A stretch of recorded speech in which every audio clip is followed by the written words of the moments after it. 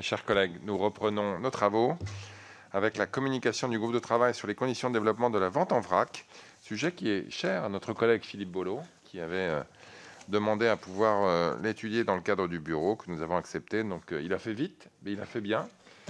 Mon cher collègue, vous avez la parole. Merci beaucoup, Monsieur le Président. Alors oui, la vente en vrac, eh bien, elle a été introduite par deux lois et confortée par deux lois en 2020 et 2021. Alors ces lois ne concernaient pas évidemment que la vente en vrac, c'est des lois de portée beaucoup plus générale, puisqu'il s'agit des lois AGEC et Climat et Résilience, mais elle a introduit la notion de vente en vrac dans un objectif de réguler la pollution plastique au travers justement de la limitation des déchets d'emballage.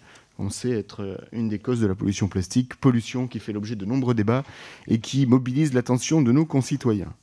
Donc la loi AGEC a commencé par définir ce qu'était la vente en vrac. Je vous lis cette définition. Selon l'article L120.1 du Code de la consommation, la vente en vrac désigne la vente aux consommateurs de produits présentés sans emballage en quantité choisie par ces derniers dans des contenants réemployables ou réutilisables. La vente en vrac a connu une forte dynamique, pour preuve deux chiffres qui révèlent l'ampleur de cette croissance, deux chiffres qui correspondent au chiffre d'affaires des magasins spécialisés. En 2013, ce chiffre d'affaires était de 100 millions d'euros, alors qu'il progressait à 1,32 milliard d'euros en 2021, soit un facteur de progression de 13. En lien avec ce développement, l'appétence pour de nouveaux comportements d'achat de nos concitoyens, des achats plus responsables, on l'a dit, limitation des emballages plastiques, ou d'autres comportements tels que la maîtrise du budget avec la capacité à acheter la juste quantité, ce qui est important pour ceux qui ont des problématiques de pouvoir d'achat. Cette vente en vrac revêt différentes formes, les magasins spécialisés, préexistants, et maintenant la grande surface. Et puis elle a connu, donc, dans sa période de croissance, l'événement majeur qui est la crise du Covid et qui peut interroger sur la dynamique et les conséquences que ça a eu sur la vente en vrac. Donc il était important de faire le point sur ce sujet. La Commission des affaires économiques s'en est emparée. Je vous remercie, Monsieur le Président, via un groupe de travail et une communication dont je vais vous dresser les grandes lignes. Évidemment, l'essentiel des informations étant dans le rapport associé. Ma présentation va se dérouler en deux temps. Un premier temps qui va être centré sur les incertitudes d'un marché émergent, avec deux grandes façons de regarder ce marché émergent et les incertitudes associées, l'offre d'un côté et la demande. Et puis dans un deuxième temps, nous regarderons le modèle économique qui reste à consolider, en regardant quels sont les leviers qu'il va falloir actionner pour réaliser cette consolidation, qui peuvent être d'ordre juridique ou des leviers permettant de lever un certain nombre d'obstacles qui peuvent être économiques ou en lien avec les clients. Donc, s'agissant de la première partie, les incertitudes d'un marché émergent et plus particulièrement l'offre, je vais tenter de vous dresser une cartographie de ce marché en structuration. Un marché historiquement organisé autour de magasins spécialisés, mais qui est investi par des acteurs plus généralistes, avec un élargissement au-delà de ce réseau spécialisé et l'apparition de la grande distribution. Donc on est bien sur un marché avec deux grandes catégories d'acteurs qui participent dans les volumes les plus importants à la vente en vrac. Quelques chiffres permettent de le démontrer. La vente en vrac, c'est 50% du chiffre d'affaires dans les rayons des grandes surfaces, 45% dans les magasins spécialisés bio et 5% dans les magasins spécialisés en vrac. Ces chiffres-là étant amenés à évoluer dans des proportions variables selon le nombre de points de vente, selon les logiques commerciales. Et ces 10 000 points de vente qui sont comptabilisés aujourd'hui, avec une distribution géographique qui n'est absolument pas homogène sur l'ensemble du territoire. Les régions Pays de Loire, Bretagne, Bourgogne-Franche-Comté étant les plus dynamiques et les plus pourvues de magasins de vente en vrac. L'offre, donc, se caractérise, vous l'avez compris, par deux grands types de secteurs de surface de commercialisation, les grandes surfaces et les magasins spécialisés. Tentons de montrer les particularités des uns et des autres. S'agissant des grandes surfaces, c'est un nouvel entrant sur le marché qui aura une vocation à massifier ce marché-là. L'offre y est plus limitée. La vente en vrac est souvent considérée comme un produit d'appel avec des coûts non répercutés sur les prix. Et elle est confrontée à un certain nombre de contraintes qui sont des contraintes d'approvisionnement. Ils sont habitués à acheter des paquets d'1 kilo emballés, préemballés, alors que lorsqu'il s'agit d'acheter des grandes quantités pour le vendre en vrac, l'approvisionnement n'est pas nécessairement au rendez-vous. Il y a des contraintes de mise en rayon, il y a des contraintes d'investissement en mobilier de vente, et puis il y a aussi la question de la vente assistée dans un modèle de grande surface qui ne comporte pas de vente assistée dans ces autres rayons. Sur les magasins spécialisés, donc, ils sont historiquement présents sur le marché. Ils définissent 10 familles de produits vendus en vrac. Et le modèle est plus mature avec un circuit d'approvisionnement qui permet vraiment de répondre à cette logique de vendre sans emballage. Et la vente assistée y est pratiquée. S'agissant donc cette fois-ci de la demande. Alors, la demande, eh bien, elle est en forte croissance et elle révèle aussi un certain nombre d'incertitudes liées avec l'accroissement du marché. Cette demande est en croissance, je viens de vous le dire, mais elle révèle quand même des faibles volumes. Selon une étude Nielsen de 2020, réalisée pour Réseau Vrac, ce sont 4 foyers sur 10 qui achètent des produits non emballés une fois par mois. Et ces achats se restreignent à une gamme d'articles qui finalement est assez limitée, qui correspond surtout à des articles d'épicerie sèche. On va retrouver des fruits secs pour 41% des volumes vendus, 28% ce sont des confiseries et un autre 28% sur des grains et légumineuses. On se rend compte que finalement tous les produits de grande consommation, et notamment les produits alimentaires, ne sont pas concernés avec la même ampleur. Ça, c'est sur les volumes. On peut aussi se poser un certain nombre de questions sur le profil des acheteurs, qui va conditionner aussi un certain nombre de réponses sur la pérennité et la capacité d'un marché à se développer dans des proportions variables. Eh bien, sur ces acheteurs, la même étude de Nielsen montre que pour 40% d'entre eux, ils se situent en zone rurale ou en ville de moins de 20 000 habitants. 53% d'entre eux sont des personnes de plus de 50 ans, 31% des retraités. 14% des CSP+, 14% des ouvriers, ça adresse la question du pouvoir d'achat. Et puis 38% sont des personnes qui vivent seules, la capacité de la vente en vrac étant d'acheter la juste quantité et éviter le gaspillage alimentaire. Autre élément important qui permet au travers de la demande qui permet de caractériser les incertitudes de ce marché émergent, c'est l'expérience consommateur qui est quand même associée à un certain nombre de contraintes. Pour acheter en vrac, il faut se munir de son emballage, emballage qui va être soumis à un certain nombre d'examens, examen visuel de la propreté, examen de l'aptitude à contenir le produit acheté. Vous avez des contraintes de libre-service qui sont plus ou moins complexes selon les dispositifs de vente. Vous avez des contraintes d'information. Vous êtes confronté à des questionnements liés à l'hygiène des produits achetés, une variété d'offres qui n'est pas la même que sur les produits préemballés et une accessibilité des commerces qui est plus ou moins simple en raison de l'inégalité de la distribution territoriale. Vous l'avez compris, les questionnements se portent autant sur la structuration du marché, les opérateurs économiques, que sur les clients. Et vient se poser une nouvelle question, celle de l'impact de la Covid-19. La pandémie, via les confinements, le télétravail, la distanciation, a évidemment modifié le comportement des consommateurs. Et 2 situations sont révélées par les auditions qui ont été conduites. La première, il y a une situation conjoncturelle qui montre que 81% des magasins spécialisés accusent une baisse de chiffre d'affaires de 20% entre mai et novembre 2021, comparativement à la même période de 2020. Il y a aussi des facteurs structurels qui naissent de cette crise Covid, avec une contrainte de temps qui est totalement différente pour les foyers consommateurs, la présence du e-commerce et finalement un certain nombre d'arbitrages qui sont moins favorables à la vente en vrac que ce qu'ils étaient précédemment. Et les motivations d'achat responsables régressent au motif d'une prise en compte plus importante d'une organisation d'actes d'achat, situation montrant qu'il y a vraiment besoin d'un soutien de ce nouveau modèle économique. Donc dans cette deuxième partie, je vais vous détailler les évolutions de comment on pourrait consolider ce modèle économique-là, en vous rappelant déjà les 2 grands cadres juridiques, les 2 grandes lois qui posent les actes de la vente en vrac. Donc la première, c'est la loi AGEC de février 2020, qui dans son article 41 introduit les articles L121 et L122 du Code de commerce qui précisent. Je vous ai cité l'article L121 tout à l'heure, je vous citerai les articles L122 dans quelques minutes, qui précisent les conditions de vente. Et derrière cela, en juillet 2021, la loi Climat et Résilience est venue compléter le L121 grâce à l'article 23 de cette loi Climat et Résilience. Donc il faudrait renforcer le cadre juridique pour favoriser le modèle économique. Notamment l'article L121 qui est, vous le savez, une liste négative donc de produits interdits. Il y a un décret qui doit être publié pour fixer cette liste négative et les auditions ont montré un certain nombre de difficultés à l'élaborer. La DGCCRF avait fait une première proposition soumise à l'ANSES qui a demandé à ce qu'un travail soit précisé, mais les arbitrages sont complexes en la matière avec à la fois la prise en compte du risque produit, la prise en compte des risques associés aux conditions de vente et puis un cadre européen dans lequel tout ça doit se loger. Ensuite, transfert de responsabilité, c'est un autre point du cadre juridique. Donc là, c'est l'article L122 du Code du commerce qui nous dit deux choses. Il nous dit tout produit de consommation courante peut être vendu en vrac, sauf exception dûment justifiée pour des raisons de santé publique. Donc ça, c'est la liste négative que je viens de vous citer précédemment. Et il nous dit également que dans la mesure où le commerçant accepte l'utilisation des contenants apportés par le consommateur, dans la mesure où ces derniers sont visiblement propres et adaptés à la nature du produit acheté. Donc là, il y a véritablement aussi un transfert de responsabilité, c'est-à-dire qu'avant, dans un magasin classique de préemballé, vous êtes responsable du produit acheté au moment où vous passez à la caisse. Lorsque vous êtes en vente en vrac, vous avez une sorte de responsabilité qui s'opère différemment au moment de l'acte d'achat.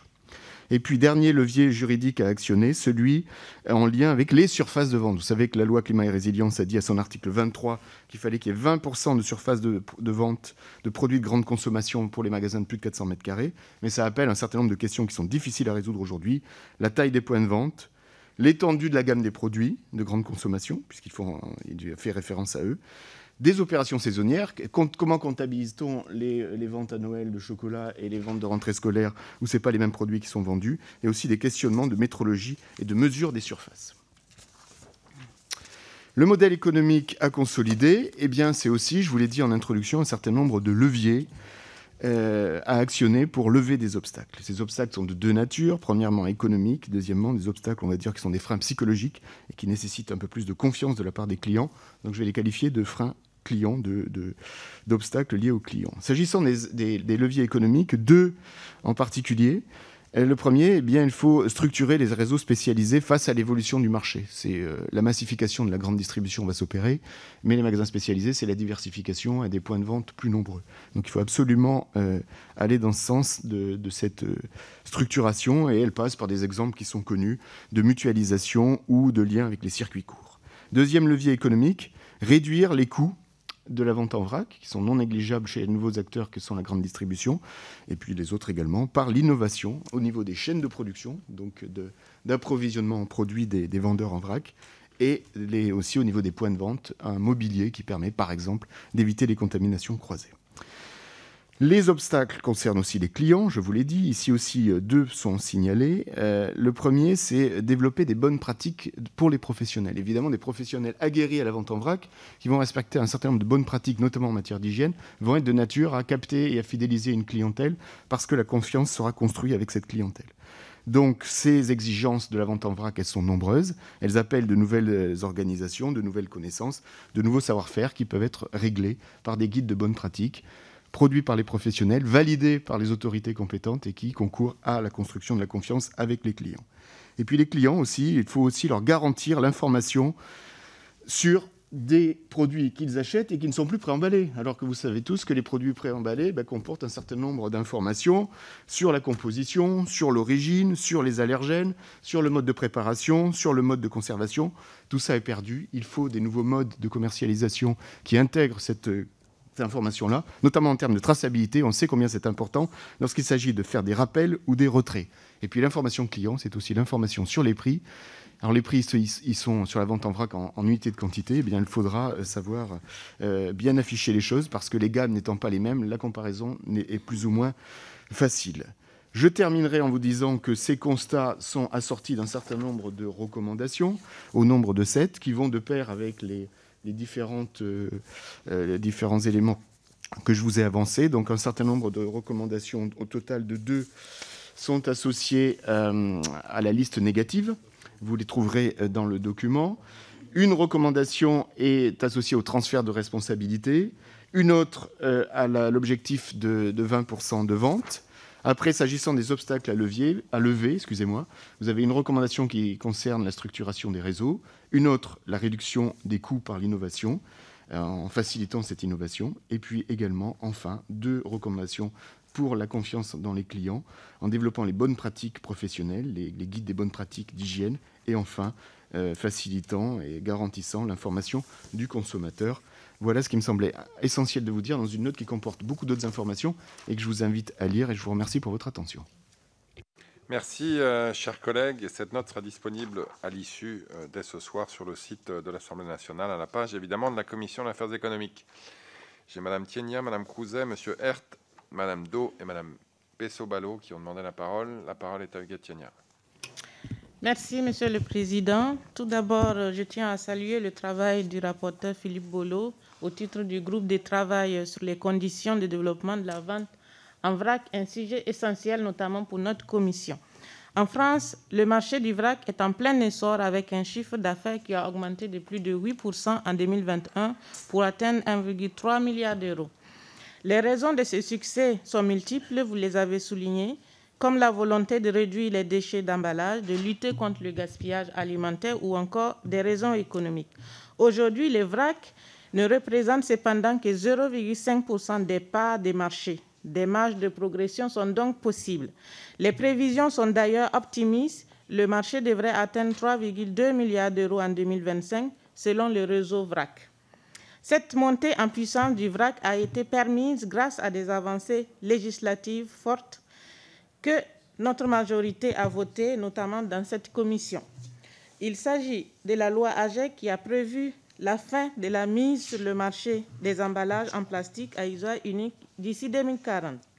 Aussi, elle clarifie les statuts juridiques de la vente en vrac afin de sécuriser les secteurs et permettre le développement de meilleures pratiques d'hygiène et de sécurité.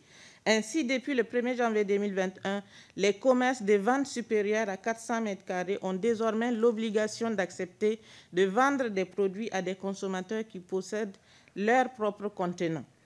Également, la loi Climat et Résilience que nous avons votée le 22 août 2021 consacre 20% des surfaces consacrées aux ventes en vrac dans les grandes et moyennes surfaces d'ici 2030.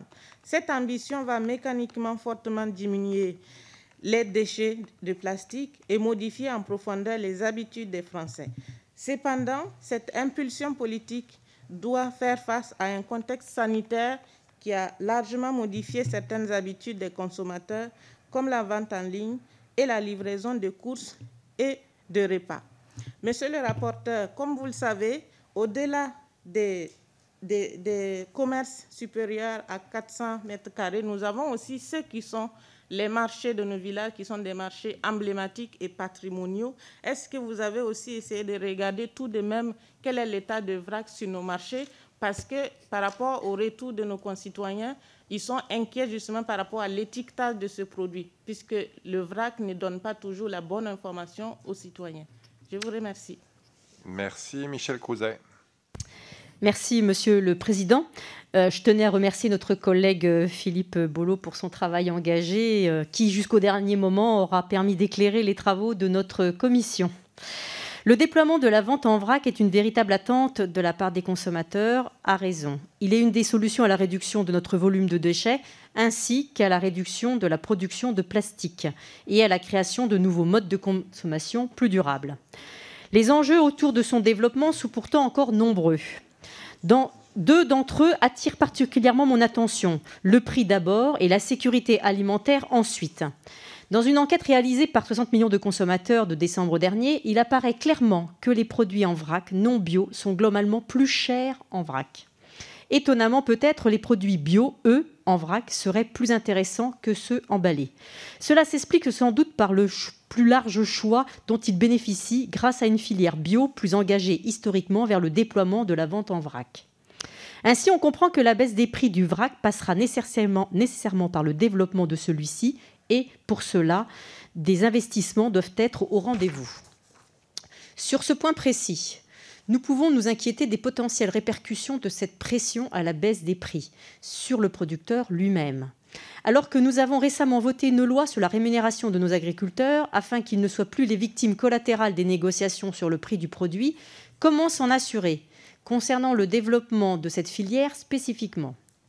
Enfin, dans quelle mesure considérez-vous que l'enjeu de la sécurité alimentaire constitue un verrou à ce déploiement, alors que bon nombre de produits ne peuvent déjà techniquement pas être vendus en vrac pour des raisons sanitaires évidentes? Un verrou psychologique demeure-t-il de la part des consommateurs, que la crise sanitaire a sans nul doute dû renforcer? Je vous remercie pour vos éclairages. Merci. Antoine Herth. Merci, Monsieur le Président. Rapporteur de la loi d'orientation de 2006, j'avais défendu un amendement interdisant les sachets de caisse à usage unique à l'époque déjà, et j'ai pris une volée de bois vert de l'industrie des fabricants de sachets, notamment très fortement implantés à Haute-Loire, du côté de Jacques Barrault à l'époque. J'ai eu la même punition récemment lorsque ma collègue Maïna Sage a défendu l'amendement sur l'interdiction des polystyrènes à usage unique, puisque une entreprise dans ma circonscription en fabrique, elle n'a pas beaucoup aimé son député à ce moment-là.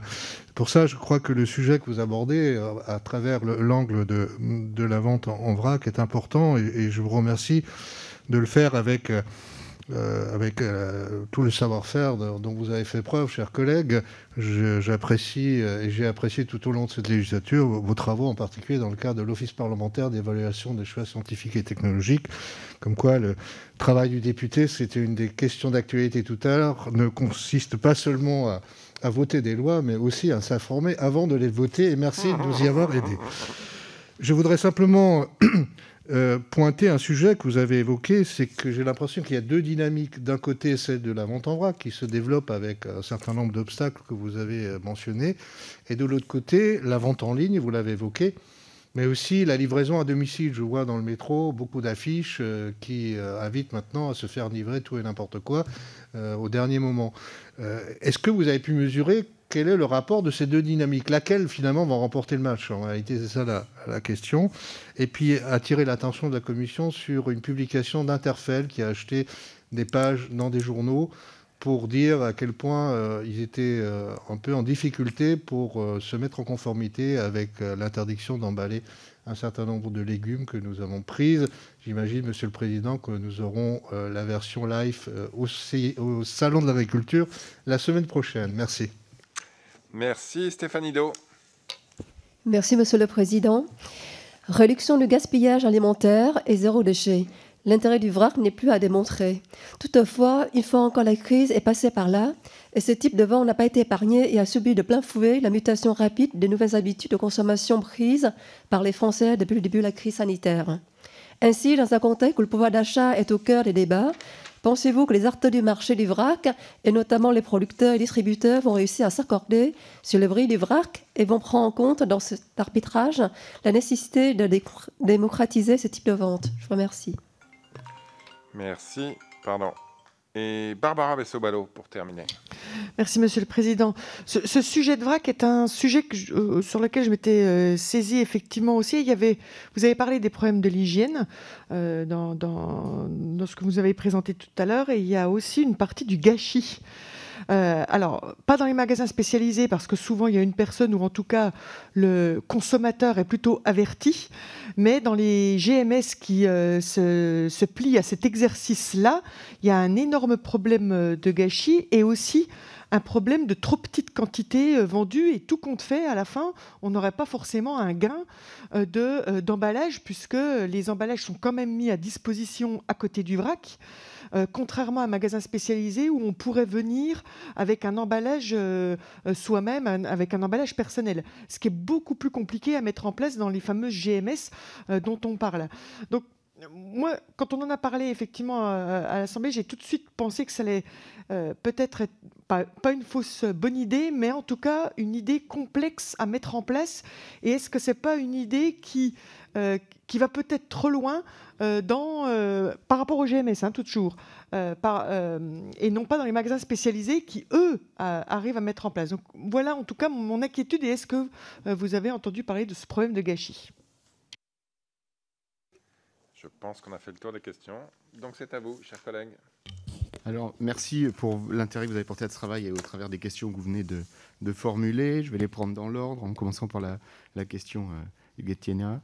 Sur les marchés de nos villages, je ne vois pas de concurrence avec la vente en vrac pour différentes raisons.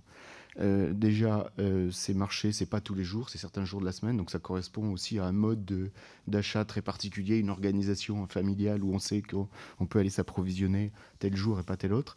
Et puis aussi, il y a une chose très importante, c'est qu'ils sont très présents dans notre ruralité. ce qui peut être moins le cas de la vente en vrac, donc ils sont tout à fait complémentaires. Alors à savoir, est-ce que les marchés correspondent à de la vente en vrac ou pas ? C'est une question que je me suis posée, et dans certains cas, oui, pour partie, oui. Parce que quand on reprend la définition de la vente en vrac, il suffit de regarder les critères que je vous ai énumérés tout à l'heure, introduits par la loi AGEC. Donc c'est de la vente aux consommateurs présentée sans emballage. Lorsque vous êtes sur les étals des marchés, on est bien sans emballage pour la quasi-totalité des produits qui nous sont proposés, en quantité choisie, et on arrive bien en disant on en veut 1 kg, 500 grammes, 2 kg ou plus, et dans des contenants réemployables ou réutilisables, certains consommateurs arrivant avec leur contenant, d'autres utilisant le sac papier proposé par le commerçant. Donc de ce point de vue-là, on est sur une forme de vente en vrac, donc organisée certains jours de la semaine, plus accessible en ruralité. Donc voilà des éléments qui sont intéressants. Et il y a aussi quelque chose à souligner, c'est que sur les marchés, c'est de la vente assistée pour partie, parce qu'il y a aussi le commerçant qui a installé son étal, qui est là, et qui peut aussi renseigner et apporter un certain nombre d'informations en lien avec l'étiquetage, sachant qu'on est sur des produits moins transformés, des produits bruts, donc où aussi la notion d'information est totalement différente. S'agissant maintenant de la question de Michel Crouzet sur le prix et l'impact que ça pourrait avoir sur le producteur. Vous avez raison, merci de signaler ce point qui est absolument essentiel. En cohérence avec ce que nous avons voté dans Egalim et Egalim 2, il est bien entendu évident que les coûts importants pour des nouveaux acteurs qui sont la grande distribution avec des coûts d'opérateurs humains, alors qu'ils ne sont pas dans ce modèle-là, dans la plupart de leurs rayons. Là, la vente assistée, c'est nécessaire justement pour répondre à la question des pertes et du gaspillage lors du remplissage des sacs ou des contenants des consommateurs. Donc il y a un certain nombre de coûts induits qui font que le prix aurait tendance à augmenter. Et donc, dans un marché, si le prix de la vente en vrac chez l'un est supérieur à l'autre, on va plutôt aller chez celui où il est le plus bas. Donc, il va falloir à un moment donné maîtriser ces coûts-là. Et les maîtriser, on sait bien que ce n'est pas les marges de la grande distribution qui vont être rognées. Et donc, la tentation pourrait être forte de se dire, on va aller chercher le gain sur le produit qu'on achète. Et donc, in fine, sur le producteur de lentilles, le producteur de riz ou d'autres produits alimentaires. Eh bien non, ça, surtout pas. La vente en vrac ne doit pas être faite pour ça. Et je compte bien sur les Egalim 2 pour éviter cette chose-là, avec la notion de coût de production, d'indicateur de coût de production, qui reste valable, que ce soit... C'est le produit qu'on regarde, c'est pas le mode de commercialisation. La vente en vrac, c'est un mode de commercialisation. Donc, l'indicateur de coût de production, il reste valable, quel que soit le mode de commercialisation. Avec la révision des contrats, tous ces éléments introduits par Egalim 2 doivent s'appliquer également à la vente en vrac pour qu'elle ne soit pas une nouvelle variable d'ajustement du prix payé aux agriculteurs et qu'on ait bien la juste rémunération dans le principe d'Egalim 2 qui soit respecté.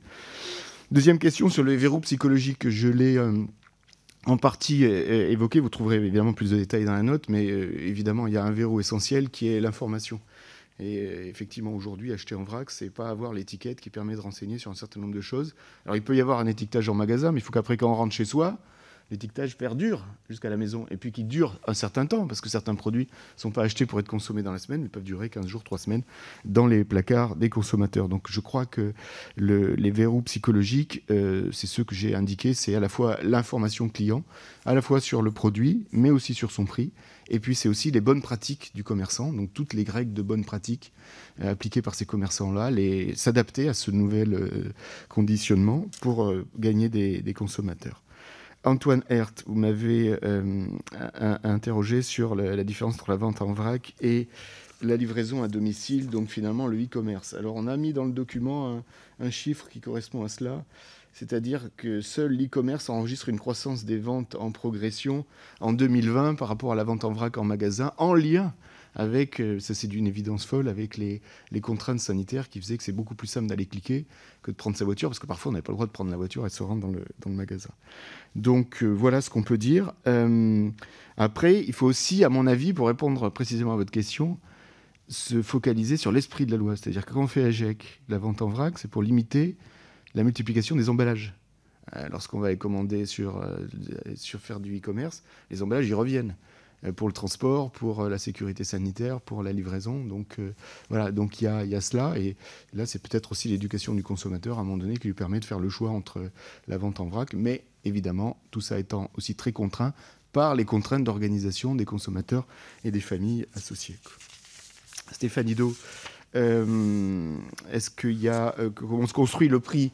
Là, il y a effectivement des difficultés qui ont été relevées par lors des auditions sur notamment les chaînes d'approvisionnement. C'est-à-dire qu'aujourd'hui, un producteur livre sa production à un transformateur qui, dans la plupart des cas, va aller faire de l'emballage, du pré-emballage pour une vente en 1 kg, 500 grammes, etc., selon les produits.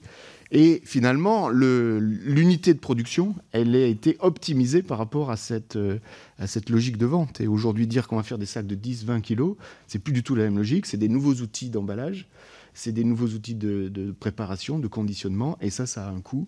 Et voilà, et si derrière le consommateur est là, ben on peut y aller. S'il n'y est pas, le retour sur investissement n'est pas certain. Donc c'est un équilibre entre tout cela qui doit, à mon avis, aussi générer le prix, qui n'a pas été vu dans le cadre de ce groupe de travail et de la contrainte temps qui était la nôtre. Et puis pour terminer, Barbara Bessobalo, sur les magasins spécialisés, vente assistée, qui préexistent. Oui, les remarques que vous avez faites sont logiques et correspondent effectivement, recoupent pour une grande partie les considérations qui nous ont été apportées lors des auditions. Et avec deux modèles qui sont sensiblement différents, celui d'une grande distribution qui se dit oui, je vais y aller, et c'est plutôt pour elle un produit d'appel, c'est-à-dire que quand dans ses rayons elle a des produits vente en vrac, elle sait qu'elle va faire venir des consommateurs qui vont venir chercher ça et puis qui après vont aller acheter autour dans les autres rayons, mais avec une différence fondamentale qui n'est pas du tout le même accompagnement, pas le même parcours client pour le consommateur entre le magasin spécialisé et la grande surface, donc une vraie différence entre les deux, telle que vous l'avez signalé, quoi. Voilà, je vous remercie. Merci à vous pour un rapport, je pense, c'est un travail extrêmement intéressant. Je ne doute pas que si dans la prochaine mandature, l'une ou l'autre des deux lois qui ont donné lieu à des avancées sur ce sujet, AGEC ou Climat Résilience, sont évaluées par l'Assemblée nationale, votre travail en servira de base. Qui sait, peut-être même avec vous à la manœuvre, ça c'est les électeurs et vous qui en décideront. Voilà, merci à tous et à toutes. On remet ça demain, là, on est en train de fermer tous nos dossiers, donc 2 rapports d'évaluation demain matin et une audition du nouveau secrétaire général à l'investissement demain après-midi, notre ancien collègue Bruno Bonnel. Merci, chers collègues. Merci, Monsieur le Président.